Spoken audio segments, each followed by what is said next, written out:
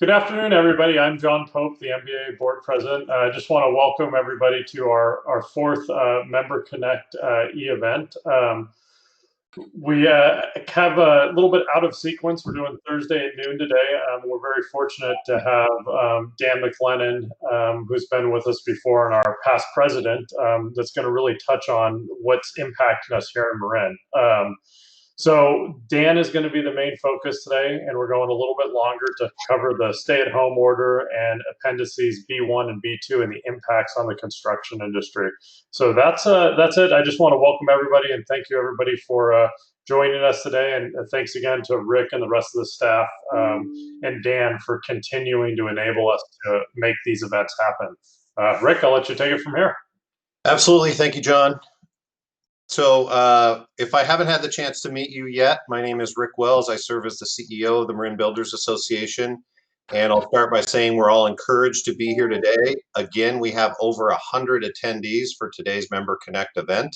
Today's program is going to be fast-paced, informative, and helpful, and only 45 minutes so you can get back to your day. So back at work, congratulations again. Being back at work at the Builders Association, we're here to help you in any way we can as we all navigate this new situation together. We're going to send you links to all the key points and resources from today's briefing. Also, a recording of today's webinar will be posted on our site along with our 3 past webinars. So as you navigate this new landscape of what work actually looks like these days, we're here to be your go-to resource. Job sites across Marin have become much more complicated, and Dan McLennon is going to share how we can make the best of this new situation. I'd like to add a quick but important thank you to all of our board of directors, our cornerstone partners, and our 570 plus member firms that are supporting our work today. It's your support via your annual membership investment or your sponsorship that is empowering us to focus our work to help guide your construction firm during these times of change and challenge. So thank you. Very quickly, I'd like to add one of the ways you can help our efforts during this challenging time. It's by sending a membership referral our way. Everyone knows, everyone on this webinar knows a colleague that should probably be a member of the Builders Association. The member referral program is simple. It's one quick online form. You earn a $100 bonus. It saves your colleague money, and it helps strengthen and grow the Builders Association and the work we're doing right now. I'll also include a link to this page in the follow-up email we send out later today. So speaking of the work we do, I'd like to bring your attention to our COVID-19 resources page at marinbuilders.com. It's been updated several times a week with resources dedicated solely to operating a successful construction firm here in Marin County. It contains a wealth of information and is now the most visited page on our site. We're going to send you a page link as part of the follow-up, but it will not only have today's information, but ready-to-print posters, templates, worker self-certifications, links to PPE resources, and much, much more, most in English and Spanish. And as a matter of fact, also last night, we added some new information from the Small Business Development Center with access to resources available through them that can help you with everything from getting a loan to what you do when you get your loan to HR issues and a ton more. So with that, I'd like to introduce our featured guest presenter for today. That's none other than Dan McLennon. He's managing partner at the San Francisco office of Smith, Curry & Hancock. He's our immediate 2019 past president of the Marin Builders Association, 35 plus years experience as counsel to the construction industry, and he's active in numerous trade associations. He provides an experienced, practical, and current view of the construction industry here in Marin and in the North Bay. So welcome back, Dan. Thank you, Rick. I appreciate that. And I just want to go on record as saying I don't feel like I've been doing this for 35 years. I'm not that old, okay? But we'll see what we can do. Okay, so I will share my screen now. Oops, it says I got to quit the content. Okay, now we will share my screen. Let's see, PowerPoint. Let's call that up. Do you see my PowerPoint now, Rick? Not yet. Okay. application window. There it is. Okay. It's loading. Good. Okay. All right. You see the PowerPoint now? Yes, sir. Okay. Very good. Well, let's go. So today's agenda, as everybody probably knows already, the April 29 SIP shelter-in-place orders requires implementing very specific safety requirements, and we're going to go through those in a fair amount of detail just so everybody gets it. It's rigorous and it's important, and we'll talk about what's so important about it as we go along. But the other thing that you're going to care about, the big item that we're going to talk about second half today, is who pays for all of this. I mean, all these rigorous new requirements is going to have a cost impact, both in times of equipment and cleaning and the personnel to do all that stuff, but also the impact on productivity. And so we'll talk about the claims between the owner and the contractor and the subcontractors. Who of the three has to pay for what? And then finally, we'll talk about whether or not there might be some insurance available to cover some of these costs as well. All right, so implementing Appendix B1 for small projects, B2 for large projects, and then Cal OSHA requirements. Cal OSHA, of course, had to put in their 2 cents worth, and they issued on April 24 their own set of guidelines. They updated it 2 days ago on Cinco de Mayo. And so what we have done in a handout that Rick posted to the website today, we have incorporated the Cal OSHA requirements into the Appendix B1 for small projects. Most of the folks on this call are probably going to be dealing with small projects, so we're going to focus our attention there today. And what we thought would be helpful for you was so that you don't have to, instead of having 500 different contractors going back and forth between B1 and Cal OSHA, we just incorporated the Cal OSHA requirements right into the B1. So it's your single source document for knowing everything that you have to do to maintain your site safely, but also in compliance with California law. I put it here, let's not become Austin. What's this all about? There's an article that came out on May 5 that said that Austin is suffering a spate of construction sites that are hot spots for the spreading of COVID. There's been multiple workers that have been identified as being infected with the coronavirus, and the public health officials are having to deal with that. If that happens here in Northern California, we are informed that projects will be shut down, and there's a significant risk that the shelter-in-place orders will take a step backward and become much more restrictive again, as they were with very limited projects being deemed essential. So let's not become Austin. That means that everybody on the construction sites have to pull together and take this stuff seriously and comply and make sure that our sites don't become hotspots for COVID transmission. Now, I've said this before and I want to emphasize it again, is there's going to be tremendous numbers of eyes on our projects.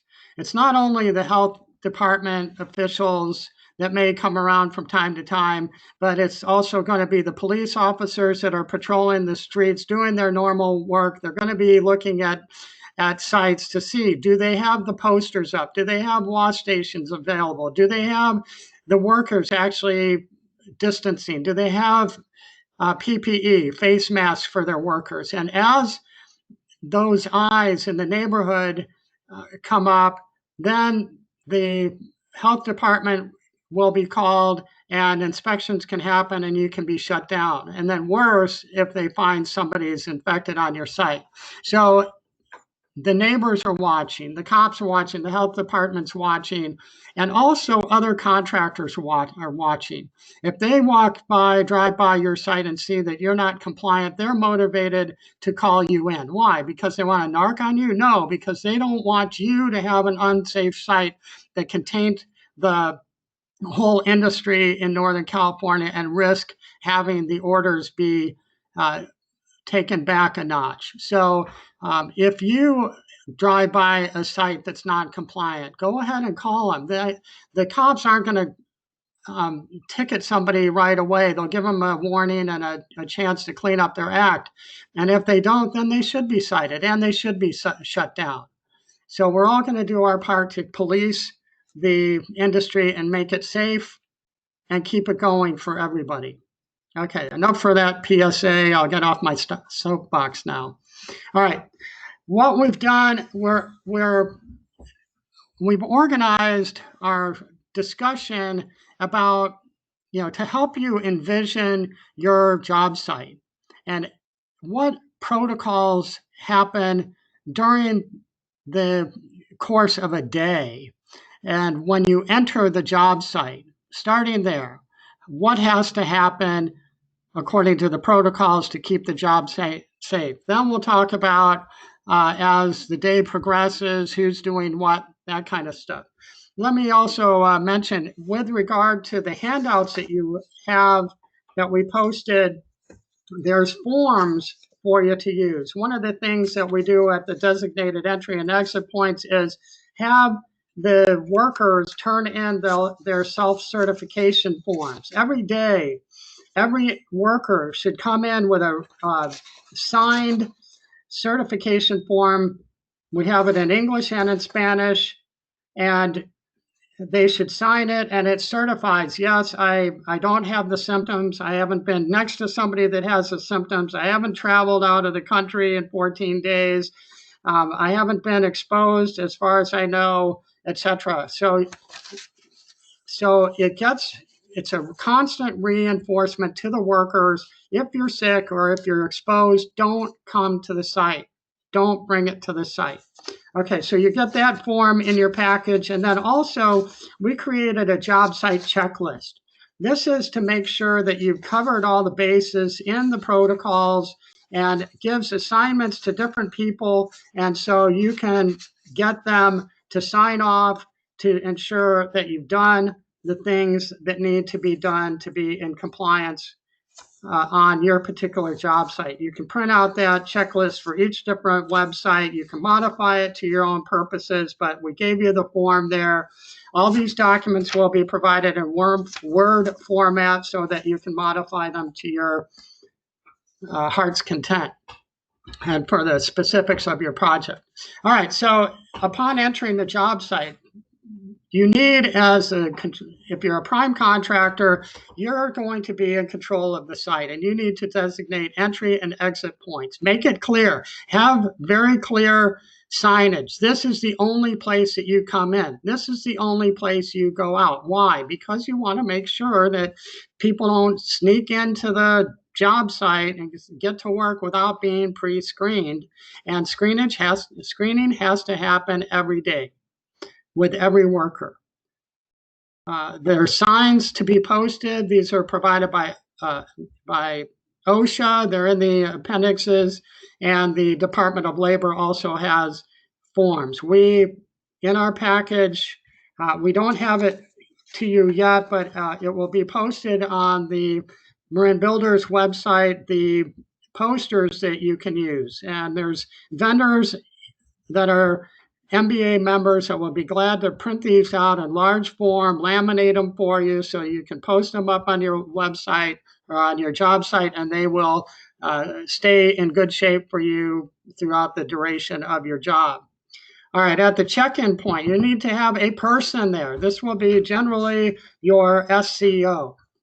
What's an SCO? It's a Safety compliance officer. Every job site has to have one. The SCO will either be the person that does the check-ins or will designate somebody to do the check-ins.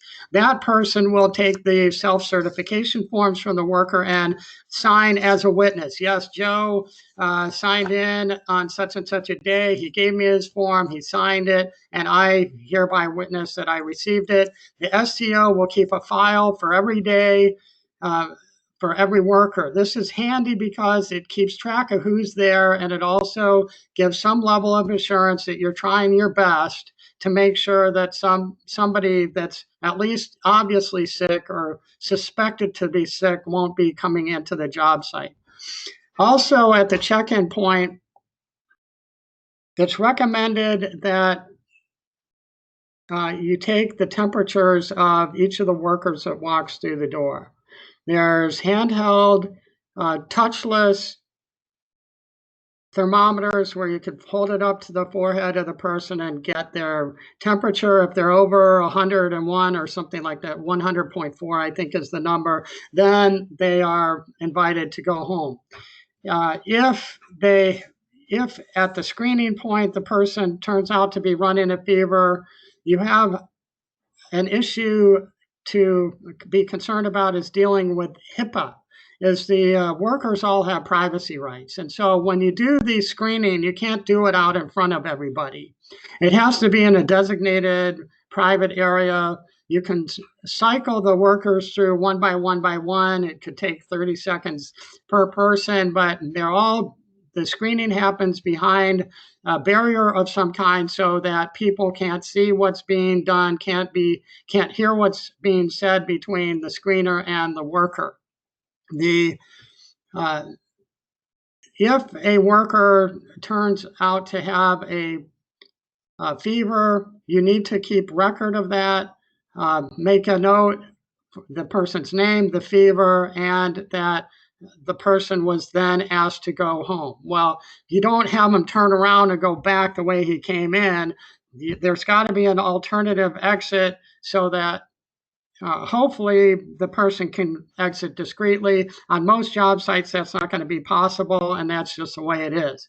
Joe doesn't show up. He came, we saw him, you got into the screening room, and then, oh, where's Joe? Well, everybody's got to know something happened in the screening, so Joe went home. So they think that, well, maybe Joe was sick. Well, we can't avoid those kind of inferences, but the documentation that's generated from the screening has to be maintained with medical HIPAA compliant record keeping. That means that the person who has a record completed about them, that record is put into a separate medical file for that person and is not maintained as part of the job site records. It's maintained as part of the HR department's records. All right, you see, with regard to the screening, there's a photocopy or a clip of the employee certification in English that we have there. Those are some of the questions. If I notice that some of the screening forms now are saying, and we haven't flown to New York, or I haven't been in New York for the last 14 days. You might want to say, I haven't been in New York or in Chicago or wherever is a hotspot nowadays. But generally speaking, you can modify that as conditions change. If you really want to deal with that, you could just ask if anybody's been on an airplane. Frankly, I would be concerned about that. Can you take temperatures? Yes, you can. That is clearly recommended in the CDC requirements, but also Cal-OSHA. But then you have to consider HIPAA, as we talked about. That's the medical records, private screening, etc. The practicality of it is important to ensure the privacy, and then you get the employee certification. All right, now, we got the team off, through the entry gates, and we're about to start the workday. One other thing, let me back up. Part of this process is to make the show, right? you know that eyes are on you, and you want to impress the neighbors, you want to impress the cops, you want to impress the health officers that, boy, this is an organized, well-oiled machine, totally in compliance. You've got your posters plastered everywhere. You've got your wash station out front so that as workers come in and out, they can wash up, and sanitizers are available. Then everybody's got their masks on, and they're practicing social distancing from the get-go. And it even backs up to their cars. You have guys that are getting to the job site singularly. They're driving themselves. They're not carpooling, unless that's their only way of transportation. Or if they are in the same family group, they're allowed to ride together. If they're riding together, they need to have their PPE on in the car. People are going to be watching the workers as they drive up. They should walk from their car to the work site with their PPE on, with their face masks on. All right. So people that are watching the progress of your day, they're going to see that compliance starts from even before people get on the site. Why is that important? Well, because the neighbors are concerned, right? They don't want your sick workers sneezing and coughing and blowing their stuff over to the neighboring house or neighboring business. And so you want to make sure that your guys look like they are and are actively practicing protecting the neighbors as well as co-workers and themselves on the job site. All right, so we're now on the job site, and you have a safety compliance officer. Those are required for all projects, small and large. Third-party job site safety accountability supervisor, that's a JSAS. There's a lot of controversy about these at the moment. The requirements are fairly vague. These are on large projects, and the definition of large project is, well, let me give you the definition of small project. Small project is any project, residential, that has 10 or fewer units. And if it's a commercial, it's a 20,000 square foot floor area or less. Okay, that's small. Large is obviously 10 units or more than 10 units or more than 20,000 square feet of floor area, plus any essential project is otherwise defined that has 5 workers on it at any given time. All right, so most of the projects are small projects, but on those larger ones, there has to be a JSAS, and this is a hired third party who comes in to check up on the project from time to time. Who knows when, how often, how long they have to be there, who they have to talk to, how many interviews they have to have, that kind of stuff is not clear. AGC and other associations are working with the health department officials to try to nail that down a little bit. There are some problems with getting independent third parties at this point, and so they're also talking about the possibility of having persons within your own business to become the JSAS. All right, but since we're on small projects, we're not going to talk about the JSAS, but the SCO is in charge of making sure that daily trainings happen, that every day some element of the protocols have to be emphasized to all the workers. The SCO is in charge of making sure the sanitization and cleaning procedures are done throughout the day. Certain elements of cleaning have to be done. The SCO has to make sure that there's a staggering of start times and stop times and break times so that we can avoid overlapping of trades in any given area. We need to enforce social distancing to make sure that happens. And so there's real practical issues that have to happen. The prime contractor on these projects, we thought that scheduling was a challenge before. It's even worse now because we have to make sure to have proper sequence of the work for efficiency's sake, but also to make sure that the workers aren't stacked on each other. One thing about that is, with all the cleaning that happens and the staggering and, you know, the limitations on how many people can be in a pinch point at a particular time, this stuff takes time. And that's part of the training that has to happen as well, is we need to set expectations on our job site. Guys, look, you're going to be a fractionally as productive as you normally are, and that's okay. Don't cut corners. We'll work out the cost of it. We'll work out the handling of the money part of it between the owner and the contractor and the subcontractor later. Don't worry about that. Do the best that you can safely by honoring the washing and the distancing and the PPE and all that you have to do to protect yourself and others on the job site.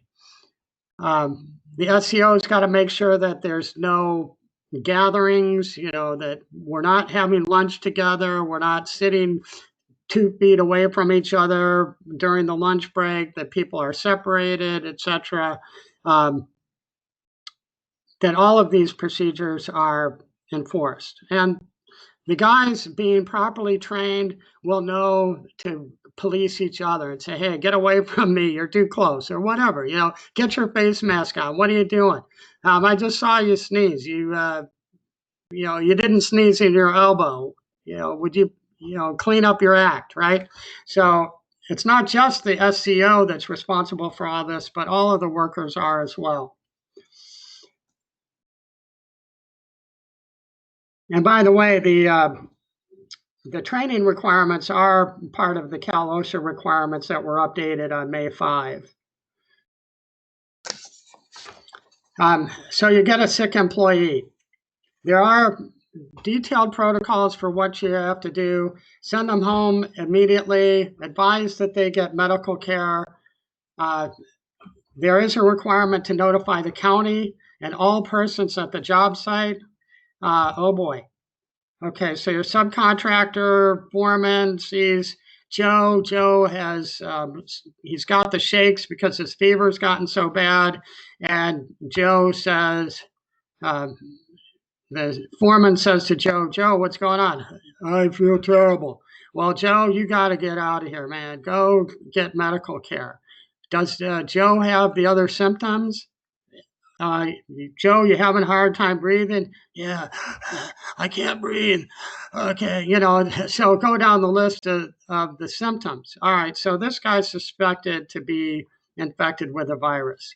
All right, so there are requirements to notify the county and others on the job site. Oh boy, okay, so the foreman says to the supervisor of the prime contractor, hey, had to send Joe home, he's got the bug. Okay, alarms go off, buzzers go off. Now, okay, we have to stop the work in the area that Joe was working in, and we have to retrace his steps the whole way, and we have to make sure that every area that Joe worked or touched or went has to be sanitized. Get everybody out of there. Anybody that was in that area as well has to, you know, if they're wearing gloves, change their gloves. If they, you know, whatever parts of them might have come in contact with things that could have been infected needs to be sprayed down with disinfectant or washed or whatever. So there's extreme measures that need to happen because we suspect that the site now may be infected. All right, now we have a problem. Not only is it, you know, can we do it ourselves? According to the regulations, a third party has to come in and do it because they're specially trained to do it. And there's a level of accountability so that suspicion isn't thrown on the subcontractor or the prime contractor to say, yeah, lip service, yeah, we washed it down, yeah, don't worry about it. No, third party is going to come in and do it. And there are third party vendors in the MBA membership that are specially trained to do this and at the ready to do this for you. Now, one ramification of this, okay, is the prime says, well, you just caused 3 different trades some inefficiency and loss of time. They had to sit on their hands while the project is being cleaned up for a couple hours. I'm going to have change order requests for those subs, and employer, subcontractor, we're going to send the bill to you. And that's the fact of life. But one of the things is that if you're that subcontractor that ends up with a sick worker, then there's a good possibility that you will have general liability insurance coverage that will pay for that impact. So that's something to look at. It's a risk, but there may be some insurance coverage for you to handle it. All right, so employer resources are listed here. I mentioned these to you earlier. Your job site checklist. We have the postings from the public entities, the certification forms, and then we also have the summary of Appendix B1 specifically for small, and then we have a bigger summary of B1 and B2 as well. All right, so who pays for all of this? Well, we have all of the players in the project are going to be suffering and already have suffered and are going to continue to suffer because of this virus. And once the project's recommenced and going, then there's going to be delay costs to the owner. Delay costs include carrying costs, the financing for the job, insurance, taxes, consultants' fees, other things like that. Loss of future income. Well, if you have an apartment building that's delayed by 6 months, that's 6 months of income that could have been generated that wasn't. How about contractor costs? The prime has extended general conditions, their supervision, trailer equipment, and things that they pay for on a time basis. General conditions, new safety requirements on a large job. You have your JSAS. You have worker screening. Somebody has to do that. You have to pay them to do that. Site cleaning costs, the cost for PPE, the wash stations, training, signage, all the cleaning equipment and supplies, etc. There are all those costs. Who's going to pay for that? Subcontractor costs. There's new safety requirements they have to comply with, the screening as well, the same things that the prime has to do, PPE they have to provide, training for their workers, etc. Increased cost to perform and loss of productivity because they have a reduced workforce, social distancing and staging of the work and standing in line to get screened. To take all the time to change out the PPE, to wash frequently during the job. Perhaps they're washing their own tools if they had to share tools or something like that. They're not able to work consistently throughout a space because they have to stagger because of other trades, etc., etc. There's all kinds of potential for lost productivity. That's a real cost to this subcontractor. Does the sub have to pay for that, or can they pass it on to somebody else? Price increases will be happening during delay times and during the prolonged period of the contract. Labor rates can go up. Union rates change in July, so if you're in the middle of the summer, it goes up. Whereas you would have finished well before then, before the rates went up. That's a cost that's going to be incurred. Material cost increases. We have suppliers that are going out of business. You have to replace the costs. You have delay because of replacements. You have increased costs due to replacements, etc. And then subs have their own general conditions, costs that are prolonged as well. Who pays for that? Does everybody have to bear their own costs? Well, maybe not. One thing I want to say about this cost shifting concept and the rules that apply. And we're not going to go into real detail about them, but most of these contracts have very stringent time requirements for timely notice of potential claims. And if you don't give your notice timely, many of these contract clauses say that you have waived your right to recover, that your claim is waived. And so just a big shout out, caveat to everybody. Right now, if you haven't already looked at your contract terms for what notice you have to give, and sometimes there's 2 or 3 different levels of notice that have to give. You have to give notice when you have a prospective or a possible claim. You have to give another notice once you started to document your claim, and you have to give another notice when you fully documented your claim. Some of these contracts are that detailed. Make sure now that you review your contract and give whatever notice is required so that you can avoid the waiver. Also, everybody is truly in this together.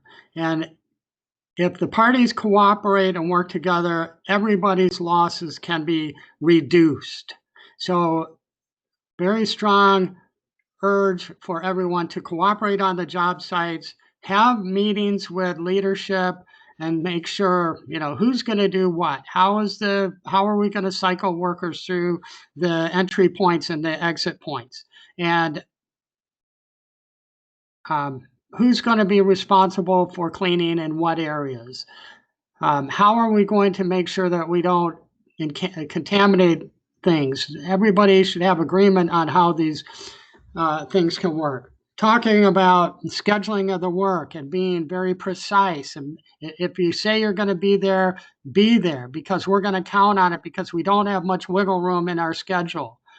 Are people going to be able to work after hours or on weekends? Well, normally we'd say no, but maybe because of the time delay or to avoid time delay, yes, that means that the project has to be fully operational with all of the screening and the PPE and the protocols being enforced with the SCO there.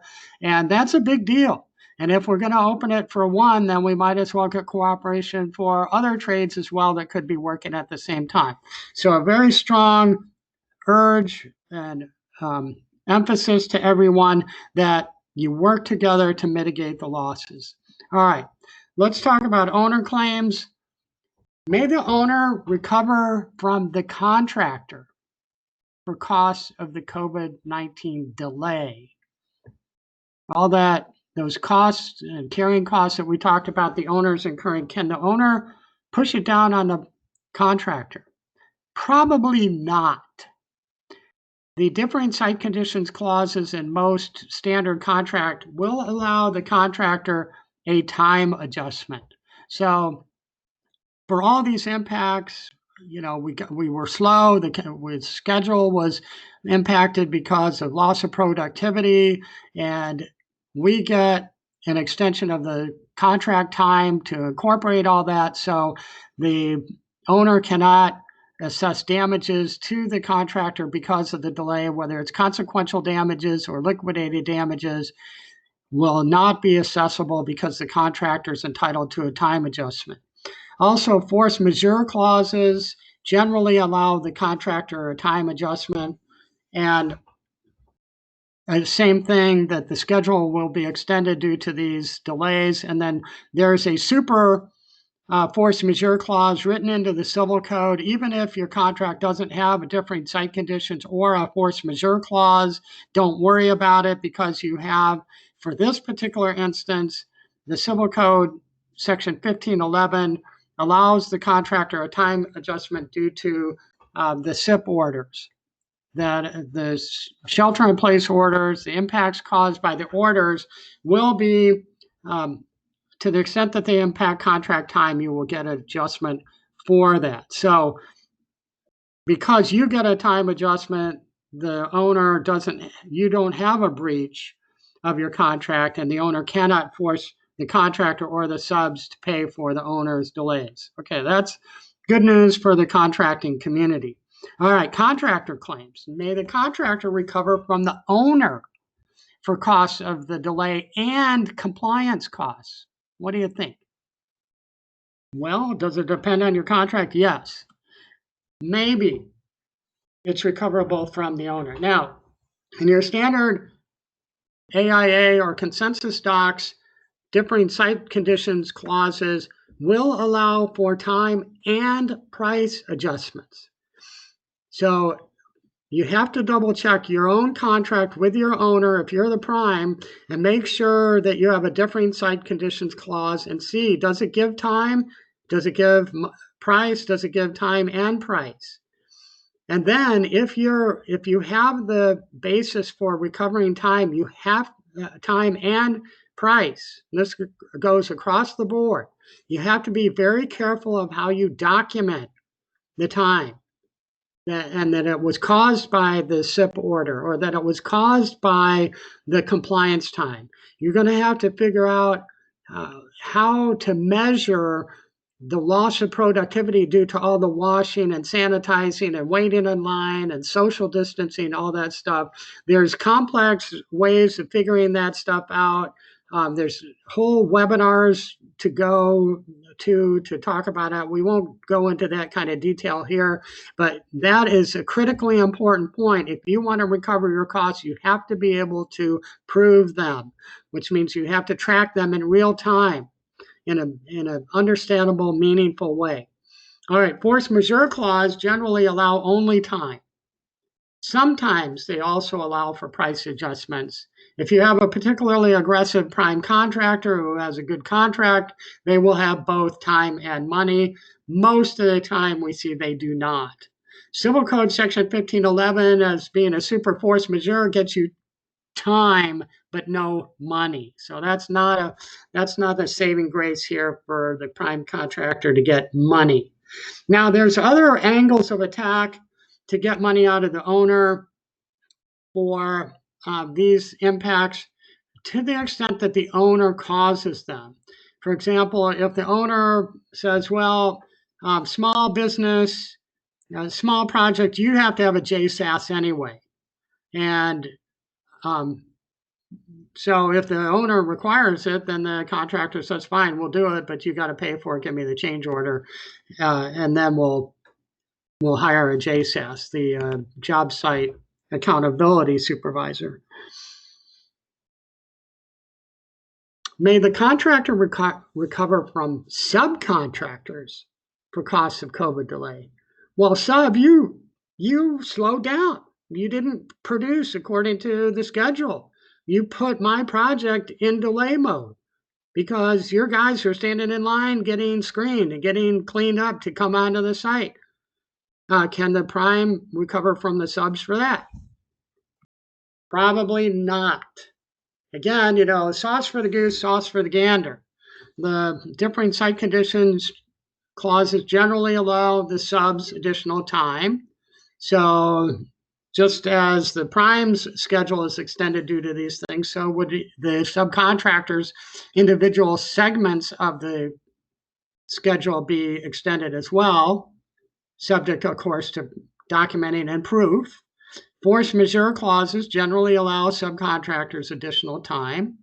And again, it works for the subcontractors that Civil Code Section 1511 allows a subcontractor additional time due to the SIP order. So what you're seeing is delay costs generally are not going to be recovered amongst the parties unless there's a specific clause that says so.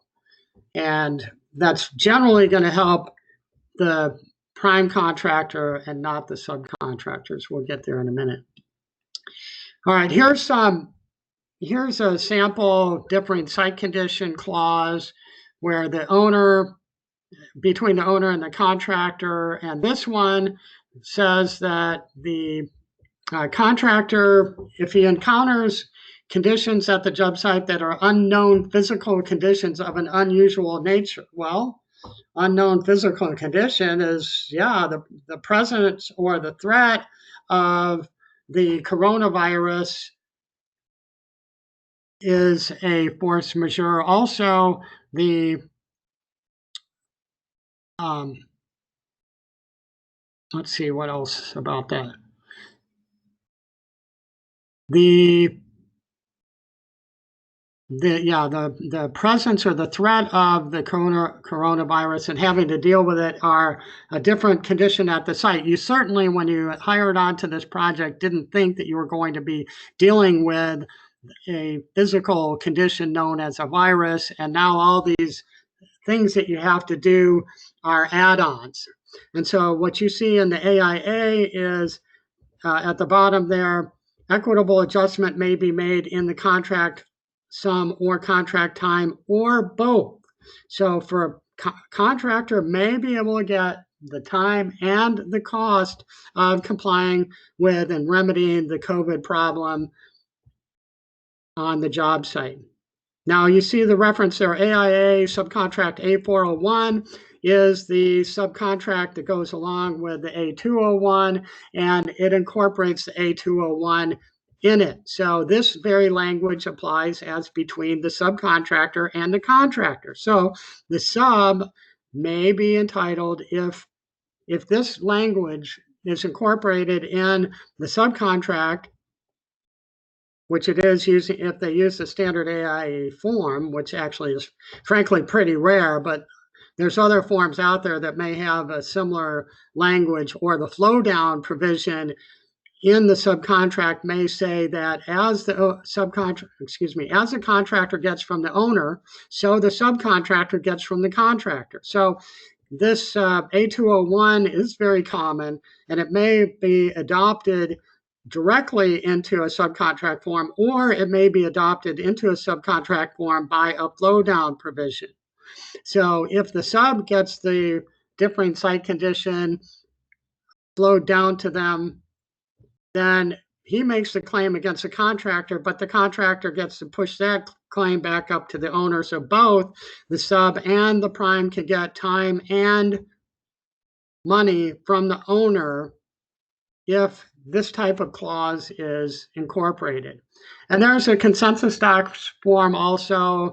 I won't go into the details of it, but the gist of it is the same, that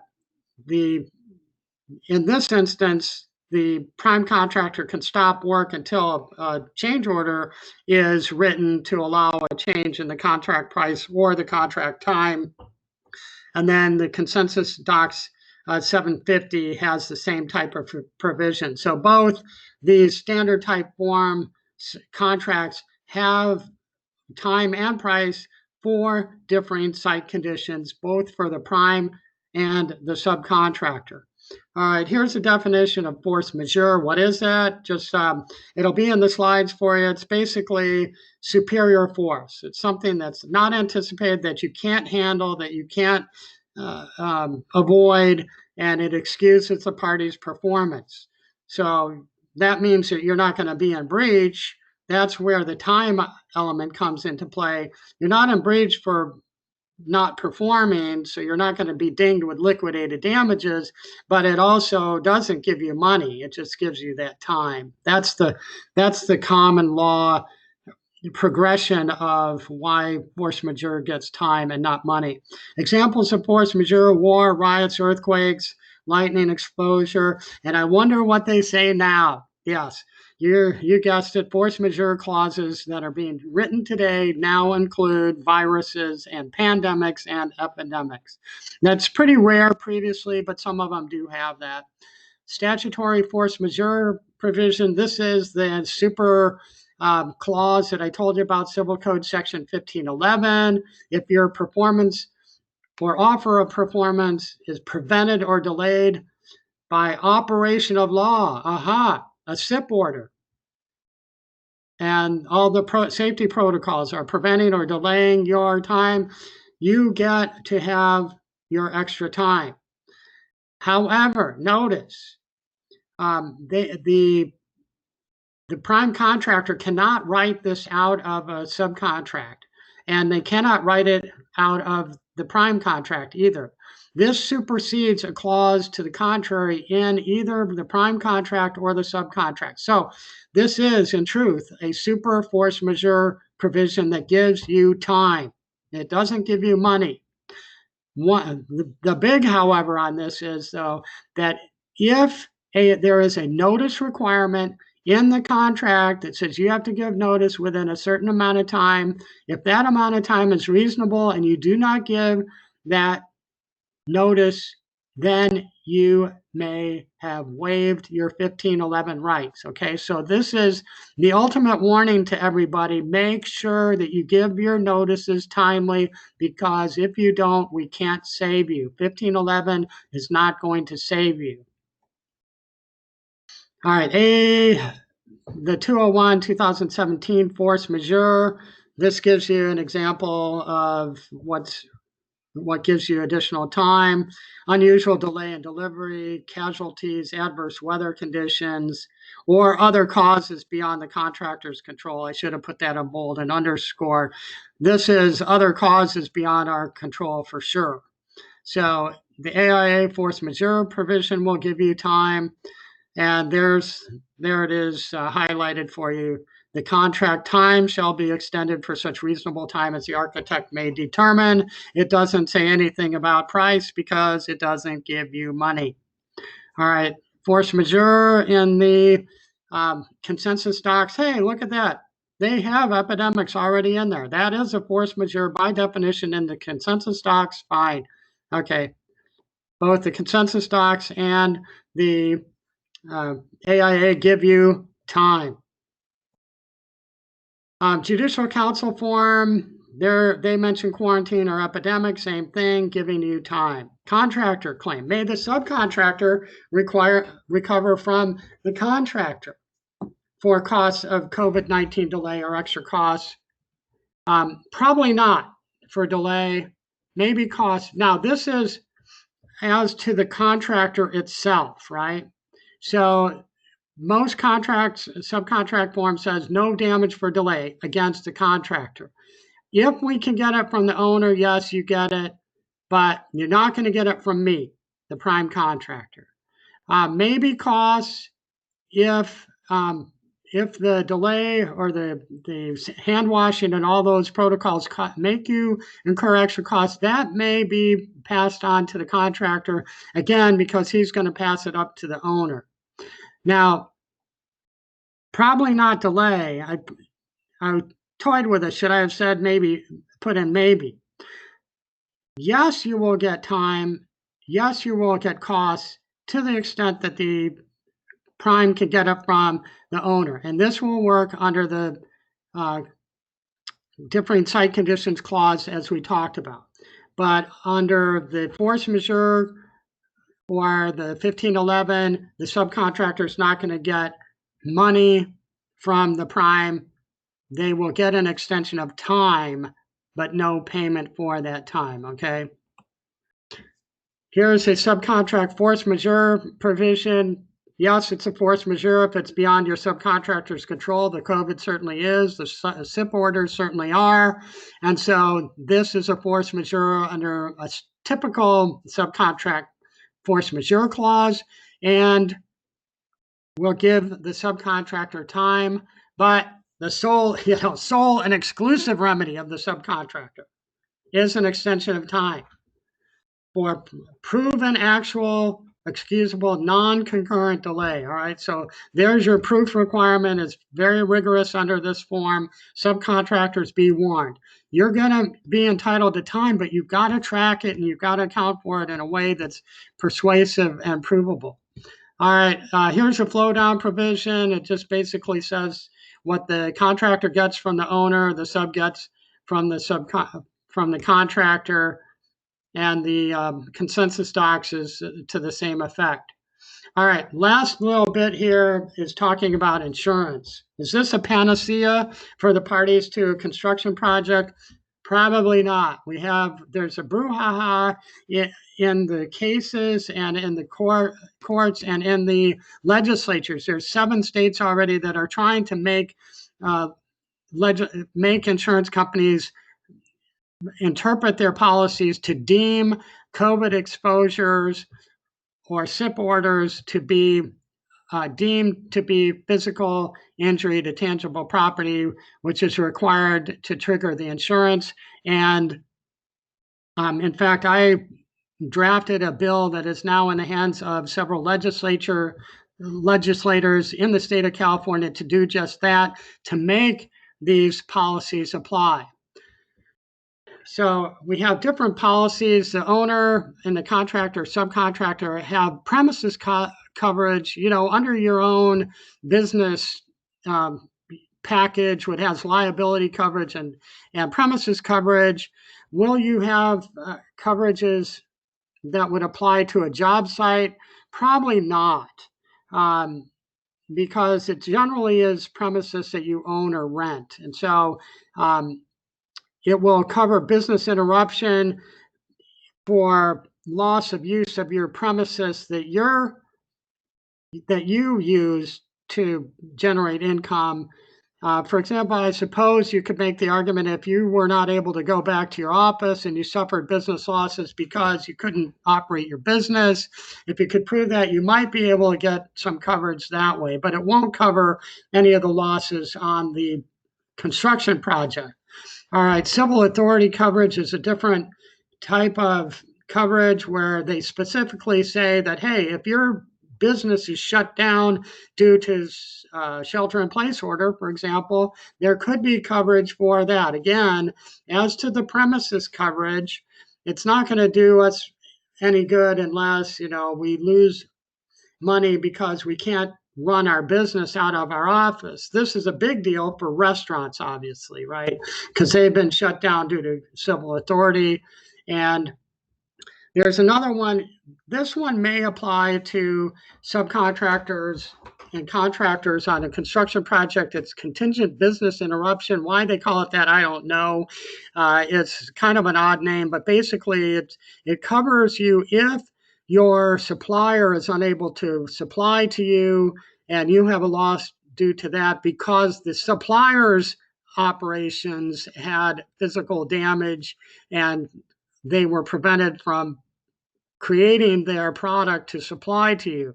This is a specialty project coverage that's very rare. Some of the big players have it. Most people don't. And there's problems with their coverage anyway, as we'll talk about. So there's big issues with these policies. For premises, there has to be direct physical loss or damage. There's a big fight.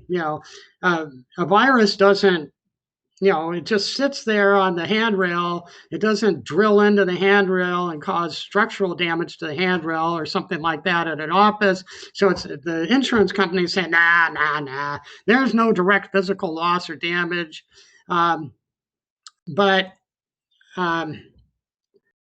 So that's where the fight is in the cases. There's some creative arguments to say that there's direct physical loss. I won't go into the details of it, but it's a difficult argument, and the carriers are fighting it hard. So premises policies, probably not. For the owners, this is a big deal because all of the attendant losses, like the delay that we talked about and carrying costs, maybe if there's direct physical loss or damage to the project site, well, now we're talking about course of construction or builder's risk, right? And we'll get there in a minute. But as to their offices, is there direct physical loss or damage?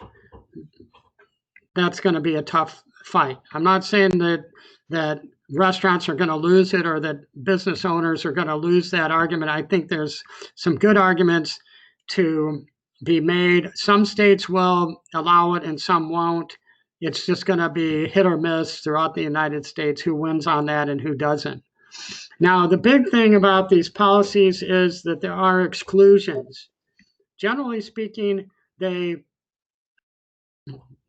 policies give a broad grant. We'll cover everything unless it's excluded. Well, the problems are the exclusions.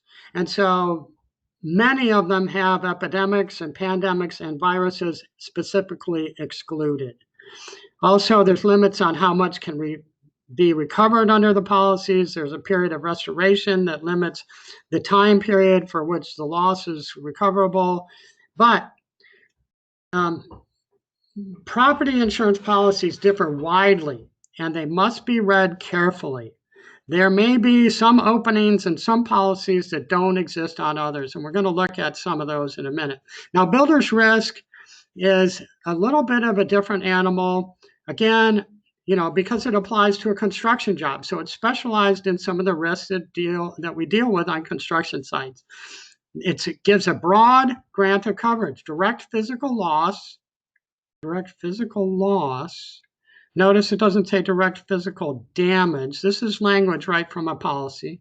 So it's physical loss. Well, I have a physical loss of the premises because we were shut down for 6 weeks. We could not use it. That's a loss. Well, maybe there's an argument there for builder's risk. For a covered cause of loss, okay, what's that? Well, it's a risk of direct physical loss. What? Isn't that what the coverage grant is? Yeah, basically the same thing. It's a risk of direct physical loss to covered property, except those that are excluded. Oh, okay, so we have a risk of direct physical loss because we lost the use of the building. We couldn't be constructing. It's going to be delayed for 6 weeks at least and more. Okay, loss is accidental. Well, it sure is accidental as to me. I wasn't expecting to be locked down by a SIP order and accidental damage. Well, I've been damaged by all the loss that we've been caused, so that's accidental to me. All right, so we're kind of working our way into the policy. Sounds like there might be some coverage here. So for an owner, this is a typical amount of coverage that's available for the owner, which would include earnings, rents, and soft costs. This is really good for the restaurants, right? We cover lots of earnings and rental values you lose. If you have an apartment building that's been delayed for 6 weeks, 8 weeks, there's rent lost, okay, because of a covered loss. We talked about that. Yes, we have that.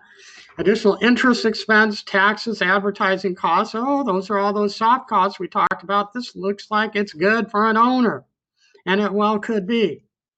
And here's also sample builder's risk ordinance or law provision. This is out of a policy I'm looking at right now. Okay, there's ordinance or loss coverage for loss or damage resulted from an enforcement of any ordinance or law. Okay, so we've been shut down because of a SIP. That's the ordinance or law. And regulating construction use or repair of any property. Yep, okay, it regulates the use.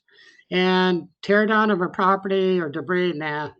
And, it's enforced at the time of the loss. Yeah, we have the loss because of the SIP order. All right? So that's in force at the time of the loss and does not apply to the following.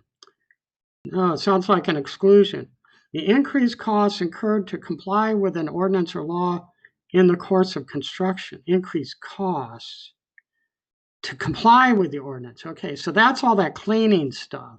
So that would actually, if this is in a contractor's policy, it's not going to protect for those costs of cleaning and inspections and screening and all that, but it could cover the delay costs. All right, so you have to read these policies very carefully to see what's going to be included or excluded. Hey, Dan, quick. Yeah. Just want to give you a quick time check. We're at 1:03. Okay, and I am right at the end. Okay, awesome, thanks. Yeah, and just, I was reading a policy. This I had for a restaurant client, green light, green light, green light. We've got wonderful coverage. This is on page 54 of a 60-page policy, and it says, excluded is any virus that's capable of inducing physical distress, illness, or disease. The insurance company nailed it. This is going to wipe out coverage for that restaurant because their losses are all caused by the virus. All right, so here's another exclusion for government action. We're not going to pay if it results from acts or decisions of a governmental, regulatory, or controlling body. There's a stake in my heart for coverage because the ordinances is the SIP is a governmental action. Sorry, guys, it went long. You can tell I get excited about this stuff. I hope you found a lot of this information important. There's tremendous detail in the handouts. You got to read this stuff. You've got to put it into effect. And sorry to voice that burden on you. Well, I didn't do it, but go into it with your eyes wide open. We don't want you to be shut down. We don't want you to be a hotspot for the virus. So go forth and prosper. And thank you for listening. Thanks, everybody.